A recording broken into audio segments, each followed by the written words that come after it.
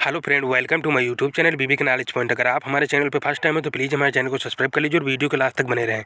हम आप लोगों के लिए बहुत वेस्ट इंपॉर्टेंट टॉपिक लेके आए हैं। ये आपका क्लास 10 का यानी साइंस का मॉडल पेपर है, जो आपका 2023 के एग्जाम में यानी 100 से 100% यानी आपका जो 27 फरवरी का आपका ये जो पेपर है साइंस का, ये मैं उसका पैटर्न लेके आया हूँ कि 100 से 100% आपके यही क्वेश्चन पूछे जाएंगे। इसलिए अगर आपने हमारा चैनल अभी तक सब्सक्राइब नहीं किया तो प्लीज़ हमारे चैनल को सब्सक्राइब कर लीजिए और वीडियो के लास्ट तक बने रहें। हम आप लोगों के लिए बहुत वेस्ट इंपॉर्टेंट क्वेश्चन लेके आए हैं। आपका बिल्कुल यही पेपर यानी 27 फरवरी का आपका ये क्लास 10 का साइंस का बिल्कुल यही पेपर आएगा, इसलिए आप बिल्कुल ना मिस करें और हमारे साथ वीडियो के लास्ट तक बने रहें। इसमें जो आपका टाइम होता है 3 घंटे 15 मिनट होता है आपका, ये मैक्सिमम यानी पूर्णांक होता है आपका 70 नंबर का। परस्पर पढ़ने के लिए आपको ये 15 अंक मतलब 15 मिनट निर्धारित होते हैं। आपका 3 घंटा पेपर सॉल्व करने के लिए होता है। फिर आपका नेक्स्ट आ गया खंड आ। खंड आ का उपखंड का नंबर। फिर आपका आ गया प्रश्न नंबर 1। जब प्रकाश नेत्र में प्रवेश करता है तो अधिकांश परावर्तन कहाँ होता है? नंबर 1 क्रिस्टल लेंस पर, नंबर 2 स्वच्छ मंडल कार्निया पर, परितालिका पर, पुतली पर। इसमें जो आपका सही होगा वो आप लिख देना, आपका 1 नंबर फाइनली क्लियर हो जाएगा। मैं जितने बता रहा हूँ आपके लिए बहुत वेस्ट इंपॉर्टेंट क्वेश्चन है, क्योंकि 100 से 100% आपके यही क्वेश्चन आएंगे 2023 यानी 27 फरवरी को। इसलिए आप बिल्कुल आज तैयार कर ले, यानी आप रात में बिल्कुल ये क्वेश्चन तैयार कर लें। आपके 100 से 100% बिल्कुल यही क्वेश्चन आएंगे। निम्नलिखित में से कौन सा वोल्टेज का निरूपित करता है? किया गया कार्य, अपन विद्युत धारा गुणे समय, किया गया कार्य गुणे आवेश, किया गया कार्य गुणे समय अपन विद्युत धारा, किया गया कार्य गुणे आवेश गुणे समय। इसमें भी आपका 1 नंबर ये क्लियर हो जाएगा। फिर आपका नेक्स्ट आ गया प्रश्न नंबर 3। निम्नलिखित में से किसी स्थिति में कोई अवतल दर्पण वस्तु बिंब से बड़ा वास्तविक प्रतिबिंब बन सकता है? जब वस्तु बिंब दर्पण की वक्रता केंद्र पर हो, जब वस्तु बिंब दर्पण के ध्रुव फोकस के बीच हो। फिर 3 नंबर, जब वस्तु बिंब दर्पण के फोकस और वक्रता केंद्र के बीच हो, जब वस्तु बिंब दर्पण की वक्रता त्रिज्या से अधिक दूरी पर हो। यह भी आपका 1 नंबर क्लियर हो जाएगा। फिर आपका नेक्स्ट आ गया प्रश्न नंबर 4। कक्षा में सबसे पीछे बेंच पर बैठा कोई विद्यार्थी श्यामपट्ट पर लिखे अक्षरों को पढ़ सकता है, परंतु पाठ्यपुस्तक में लिखे अक्षरों को नहीं पढ़ पाता। निम्नलिखित में से कौन सा कथन सही है? विद्यार्थी के नेत्र का निकट बिंदु पर उससे दूर हो गया है, विद्यार्थी के नेत्र का निकट बिंदु उसके पास आ गया है, विद्यार्थी के नेत्र का दूर बिंदु उसके पास आ गया है, विद्यार्थी के नेत्र का दूर बिंदु उससे दूर हो गया है। इसमें जो आपका सही होगा आप लिख देना, आपका 1 नंबर ये भी क्लियर हो जाएगा। फिर आपका नेक्स्ट आ गया प्रश्न नंबर 5। 5 प्रतिरोधक जिनमें से प्रत्येक का प्रतिरोध 1/5 ओम है, इसका उपयोग करके कितना निम्नतम प्रतिरोध बनाया जा सकता है? 1/5 ओम, 1/25 ओम, 1/10 ओम, 25 ओम। इसमें जो आपका होगा सही लिख देना, आपका 1 नंबर क्लियर हो जाएगा। फिर आपका नेक्स्ट आ गया प्रश्न नंबर 6। दिए गए चित्र के अनुसार कागज के तल में स्थित किसी क्षैतिज तार में पूर्व से पश्चिम की ओर कोई नियत धारा प्रवाहित हो रही चुंबकीय क्षेत्र की उत्तर से दक्षिण दिशा की ओर बिंदु पर होगी, जो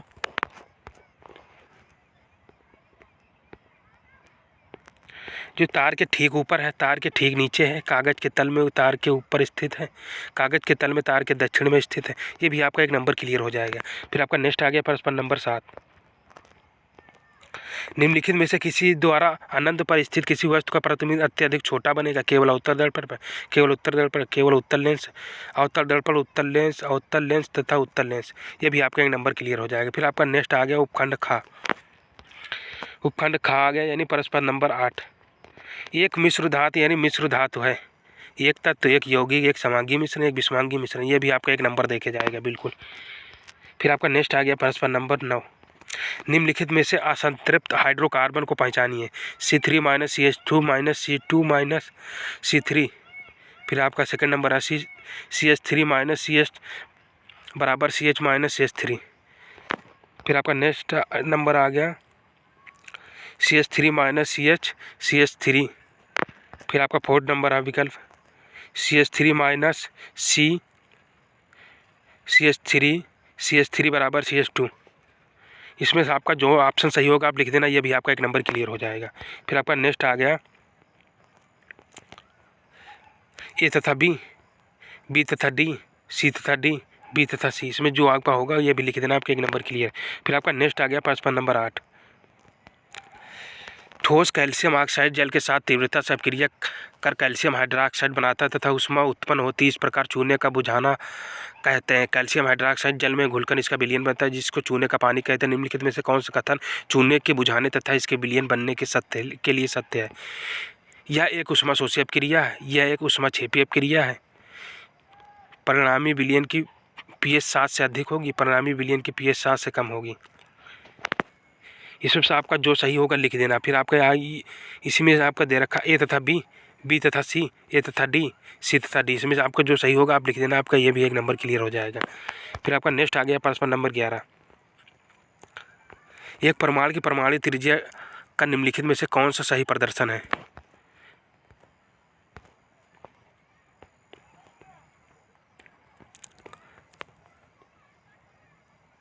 1 तथा 2, 2 तथा 3, 3 तथा 4, 1 तथा 4। इसमें जो आपके हो गए आप लिख देना, आपका एक नंबर क्लियर। फिर आपका नेक्स्ट आ गया प्रश्न नंबर 12। कॉलम ए में दिए गए रासायनिक पदार्थों का सुमेलन कॉलम बी में दिए गए अनुप्रयोगों से कीजिए। Number 1 column A, number 2 column B. आपको इसमें दे रखा है, इसमें से आपका अनुप्रयोग करना है। ब्लीचिंग पाउडर, बेकिंग सोडा, धावन सोडा, सोडियम क्लोराइड। फिर आपका कॉलम बी में आ गया कांच का विचरण, H2 तथा Cl2 यानी हाइड्रोजन तथा क्लोराइड का उत्पादन, विरंजन, प्रतिअम्ल। इसमें आपको क्या करना है, यानी इसके जो कॉलम ए तथा रासायनिक पदार्थ दे रखे हैं उनके अनुप्रयोगों के अनुसार करना है। बिल्कुल सुमेलन का सही सेट है। फिर आपका नेक्स्ट आ गया सुमेलन का सही सेट है। Number 1, B number, C number, D. जो होगा आप लिख देना, आपका ये भी, यानी आपको सुमेलन का सही सेट करके आपको लिखना है। फिर आपका नेक्स्ट आ गया प्रश्न नंबर 13। नीले लिटमस पत्र को लाल कर देता है। लवण, अम्ल, क्षार, सूचक। इन्हें नीले लिटमस पत्र को लाल कर देता है अम्ल। इसमें से आपका जो सही होगा आप लिख देना, ये आपका एक नंबर ये भी क्लियर हो जाएगा। फिर आपका नेक्स्ट आ गया उपखंड गा।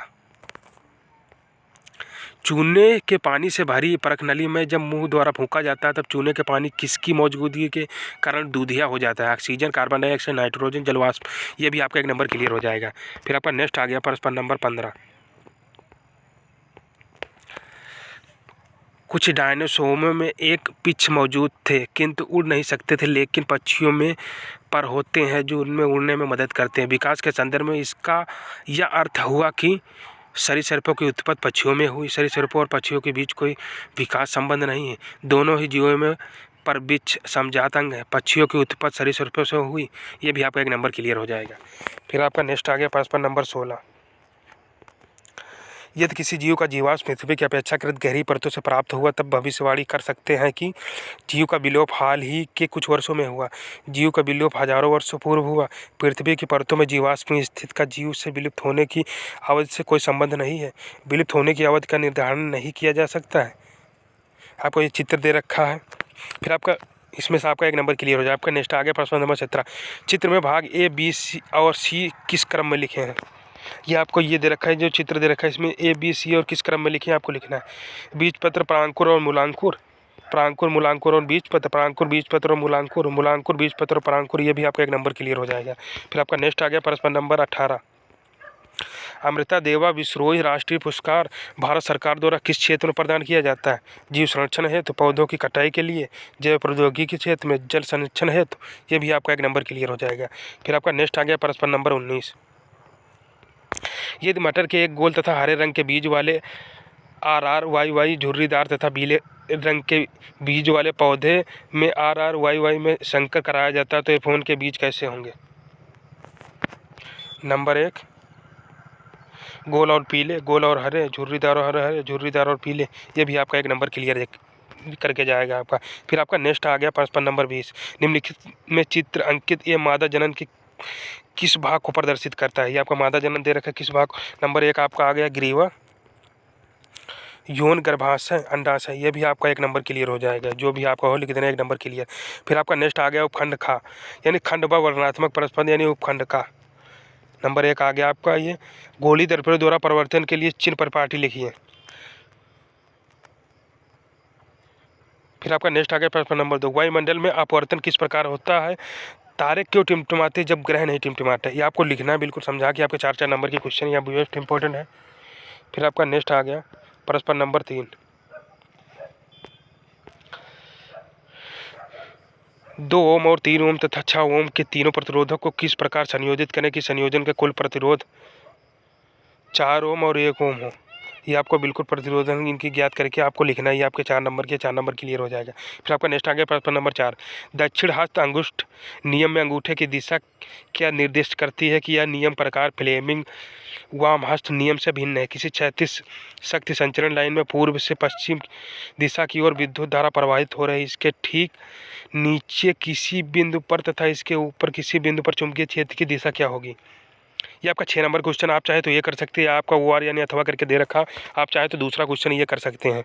आपका नेक्स्ट क्वेश्चन है विद्युत मोटर का सिद्धांत तथा कार्यविधि स्पष्ट कीजिए। विद्युत मोटर के विभक्त वलय का क्या महत्व है। ये आपको ये विद्युत मोटर का सिद्धांत, कार्यविधि तथा स्पष्ट लिखना है और इसकी वलय का महत्व लिखना है आपको। 6 नंबर का आप ये कर सकते हैं। फिर आपका आ गया उपखंड का निम्नलिखित यौगिकों की संरचनाएं चित्रित कीजिए। यानी ये आपके यौगिक दे रखे हैं, इनकी संरचनाएं आपको चित्रित करके लिखना है। ये आपके 4 दे रखे 1+1 यानी आपके 4 नंबर की क्वेश्चन है। नंबर 1 क्लोरोप्रोपेन, नंबर 2 आ गया 2 मेथिलोप्रोपेनल, फिर आपका 2 डाइमेथिलोब्यूटेनॉल, फिर आपका पेंटेनोइक अम्ल।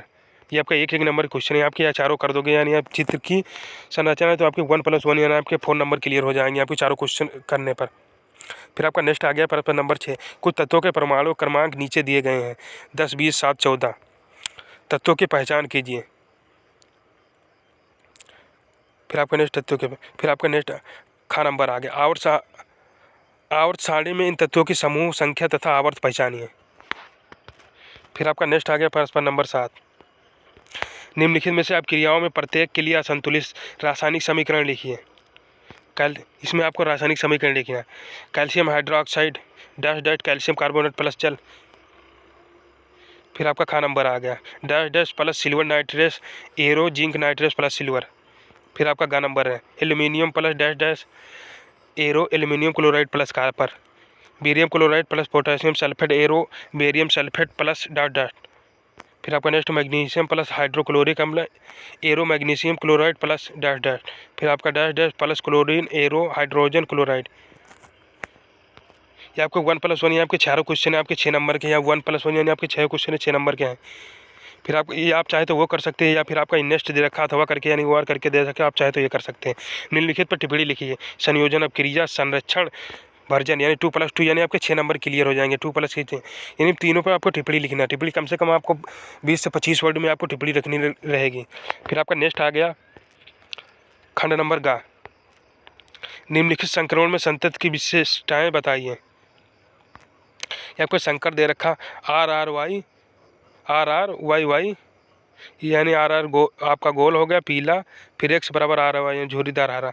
फिर आपका खा नंबर आ गया RRYY यानी कैपिटल में R स्मॉल में R, फिर आपका कैपिटल में Y फिर स्मॉल में Y, X बराबर फिर आपका गोल पीला ये आपका दे रखा। फिर आपका साइड में संतप्त में दे रखा डैश डैश। फिर आपका गा नंबर आ गया small RRY small YY X small RRYY यानी झुर्रीदार हरा। ये आपका फिर साइड में डैश डैश दे रखा। आपको बिल्कुल ही संतत लिखना है। फिर गा नंबर RRYY यानी गोल पीला झुर्रीदार हरा। फिर आपका नेक्स्ट आ गया प्रश्न नंबर 9। रंध्रों के खुलने तथा बंद होने की प्रक्रिया को चित्र द्वारा स्पष्ट कीजिए। आपका 4 नंबर का है। जो रंध्र होते हैं ये खुलने और बंद होने की प्रक्रिया आपको समझाना चित्र सहित। ये आपका 4 नंबर क्लियर हो जाएगा। फिर आपका नेक्स्ट आ गया वातावरण में कार्बन डाइऑक्साइड स्तर पर नियंत्रण करने के लिए कुछ उपायों का सुझाव कीजिए। ये भी आपका 4 नंबर की क्वेश्चन है। फिर आपका नेक्स्ट आ गया क्वेश्चन यानी आपका प्रश्न नंबर 11। वृक्कों में मूत्र निर्माण की प्रक्रिया का सचित्र वर्णन करना।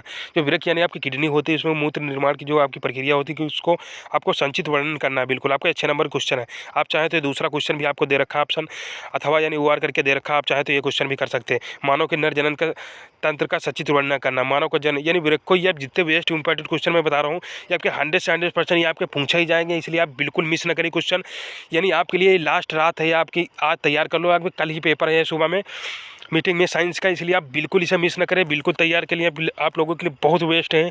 आपका बिल्कुल यही पैटर्न आएगा 2023 के एग्जाम में।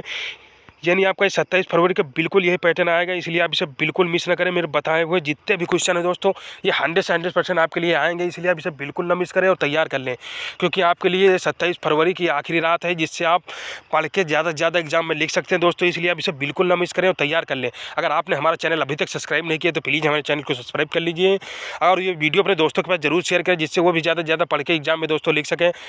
तब तक के लिए दोस्तों मिलते हैं कि नेक्स्ट वीडियो में नेक्स्ट टाइम। तब तक के लिए दोस्तों धन्यवाद।